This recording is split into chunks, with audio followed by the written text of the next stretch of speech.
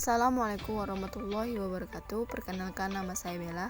Di sini saya akan menampilkan tugas pengantar ilmu administrasi publik yang telah saya selesaikan dengan dosen pengampu Ibu Dr. Lili Erina MSI. Pertanyaan yang pertama, siapa dirimu? Berkaitan dengan warga negara sesuai pengertian. Saya adalah penduduk sebuah negara yang memiliki hubungan berdasarkan keturunan, yang mempunyai hak dan kewajiban sepenuhnya, serta mengikuti peraturan yang ada di negara tersebut. Pertanyaan yang kedua ialah, sudahkah kamu menerima hak yang seharusnya kamu dapatkan? Uraikan secara detail. Sebagai warga negara Indonesia, saya merasa sudah menerima hak sebagai warga negara, meliputi hak untuk hidup dan mempertahankan hidup, hak untuk mengembangkan diri.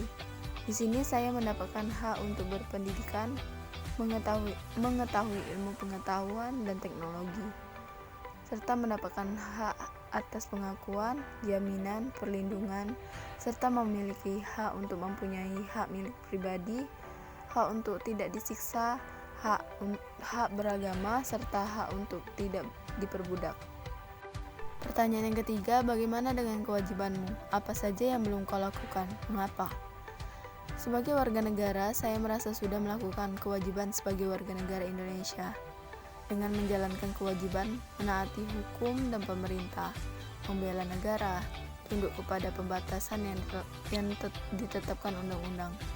Namun ada juga kewajiban yang belum saya laksanakan, yaitu usaha mempertahankan dan keamanan negara.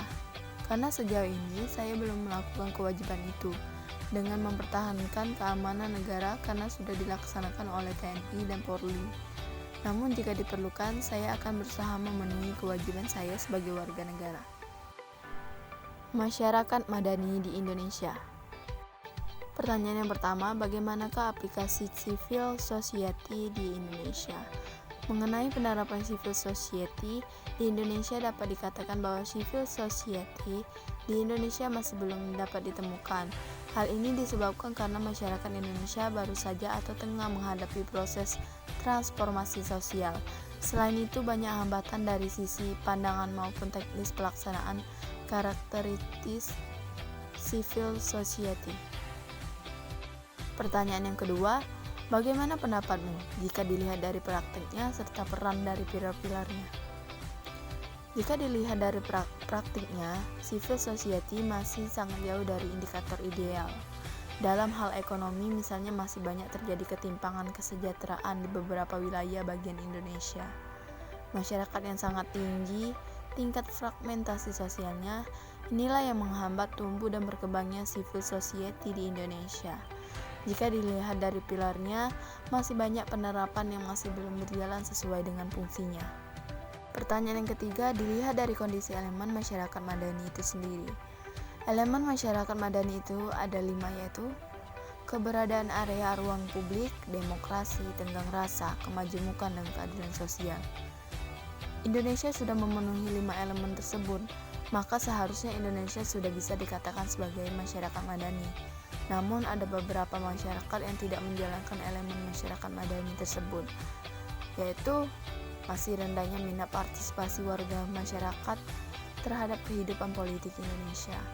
Yang kedua, kurangnya rasa nasionalisme. Yang ketiga, masih kurangnya sikap toleransi. Yang keempat, masih kurangnya kesadaran individu dalam keseimbangan dan pembagian yang proporsional antara hak dan kewajiban. Pertanyaan yang keempat, melihat kendala dari civil society di Indonesia, bagaimana solusinya? Adapun solusi dari kendala terciptanya masyarakat madani di Indonesia, 1. Meningkatkan kualitas SDM, 2. Meningkatkan pendidikan politik di Indonesia, 3. Menstabilkan kondisi ekonomi manusia, 4. Meningkatkan lapangan kerja, 5. Tidak memutus pihak kerja dengan sepihak, 6. Menstabilitaskan kondisi sosial politik. Baiklah, itu saja saya akhiri. Wassalamualaikum warahmatullahi wabarakatuh.